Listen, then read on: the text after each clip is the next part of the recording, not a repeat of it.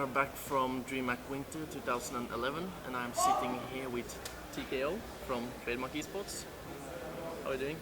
Pretty good. Just came off a good win and feeling confident. Hopefully win the group. You just played Frenetic Array in a pretty close match. Yeah. It was back and forth. Can you take us through the match? I think we started off really well. I think we had really superior lanes at first. We kept their jungler down a little bit by blocking the camps and everything. So Tempest was only level 5 at like 9 minutes, which is really low.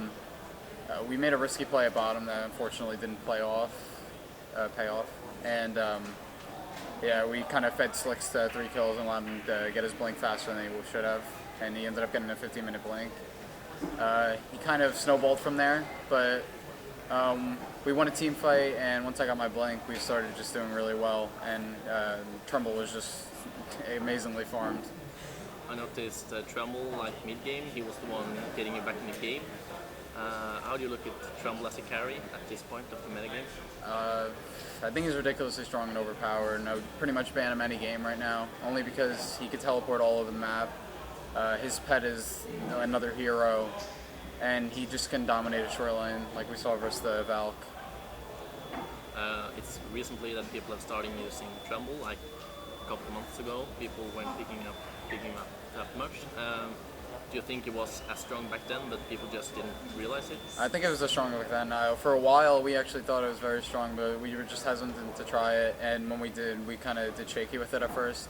But the ability to just place mounds wherever you want and TP, anywhere basically is just pretty ridiculous. And his pet can just push a lane, gank a lane, and he doesn't even need to be there. Do you think he will be hit by the ban hammer soon, or nerf hammer? Probably, yeah. And in the game you played Frenetic Array, like you mentioned. How do you feel about the Australian guys? They're a really good team. They've actually been our practice partners since, I would say since the last month or two. And I mean, they're the only team that's on during U.S. times, it seems like. And they've came a long way. And I really think they're the best team, one of the best teams in the group, and one of the best teams at the event right now, and one of the most well prepared as well. And in your first match, you played home portal. It was kind of stomp, yeah, as far as I know. And in the other matches, how do you think it will go? I expect to win all our other matches, really. I think Fray was the strongest team in the group, and I think they demonstrated that when they beat MSI as well. And MSI. Freshbow have had some troubles with his health, and I don't know if it is because of that, but they have been struggling so far here. They lost to Fray, and they also were close to losing to Infused in their first match. Yeah. Do you think they will make it far? I expect them to advance in probably third place, in the group at least, and I'm guessing they'll get knocked out in quarterfinals or semifinals. In Group B, who do you think will make it to the top there? Lions, definitely. They'll take top spot there. It's a tough call after that. I'm going to say Online Kingdom and probably Easy. And you won 2 matches so far versus one of the strongest teams in the group, and one, I guess, one underdog at Umbro. And you said you expect to win the rest of the matches. Do you expect to make it to the top at DreamHack? Yeah, I expect to be in the finals. Who do you think you will face in the final? Lions. Lions. Yeah. And you're not the only team from America here, also Team Easy. Yeah. Do you think they will do as good as you? I expect them to get knocked out in the quarterfinals. They should have lost game 1 versus OK, and OK just threw the game away. And the last game they got kind of handled by Druids Omega. So I don't expect them to go very far. It seems like they have troubles picking. I think they lose half the games at the drafting stage. Do you think there's like any future for Team East, or do you think they only went there like to go to DreamHack and experience it? They only went there to go to DreamHack and experience it. Okay. Do you know where Chu is going after this event? No, I don't. Chu, he floats around. Okay. Trademark eSports. Can you tell us a little about the organization? All right. Well, a couple months ago, this guy named John Jenkinson approached me on Han, and he said he was looking to make an organization. Of course, we thought it was kind of shady at first, and we had previous bad experience with virus at that point. So you mentioned virus. What happened? I'm not exactly sure what happened with virus, but basically, I was playing 6-player at the time when Peter was on the team, and it seemed like all the contract negotiations were going well. We were getting what we wanted, and then they started to make all these stipulations with one of their private investors who was going to help them sponsor us, and the sponsorship kind of just fell through at that point, and they fell through on all what they were saying with the contract, so we decided not to go with them. You were like at one point close to give up, or? For a while, we were asking around like Dignitas. We were really trying to push that at the time, and it didn't seem like anything was going to happen until John approached us. And in the future, how does it look? I think the future looks great right now. I mean, we have maybe NASA to look forward to, and we have DreamHack. I believe we're going to place top 2 at least. And also the Hontor that was just announced at hontor.com. Do you know anything about it?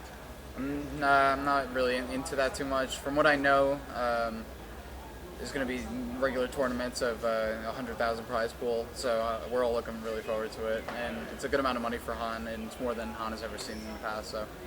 And Dota 2 is soon being released. And do you think Han will die, or? I don't know. I think both games will live, actually. Only because there's going to be a lot of players that have no reason to switch over to Dota 2, besides if they really like the game that much more. There's going to be a lot more competition there as opposed to Han, which has been the same 10 teams, I would say, a mixing of players for a while now. And for top teams right now, there's no reason to switch. And do you play Dota 2, or have you played it? I played Dota 2. I played about 20 games. I think it's a great game, actually. I do like both games, but the things I don't like about the game are it's slow. There's a lot of delay when clicking, and the turn speed was increased by a lot, which I just found out, and that also makes the game feel a lot more slow. And I also, for some reason, I can't buy my control key in Dota, so I can't use my items that I want to, and I'm always using ult, and the switch between both Han and Dota isn't too good. And I know lots of people are switching to Dota to get to play heroes like Windrunner and stuff again, and also to not have to play against Monkey King and Tremble and these kinds of heroes. Would you like to play a game without Tremble and Monkey King? Definitely without Monkey King. I think Tremble's actually pretty balanced, give or take.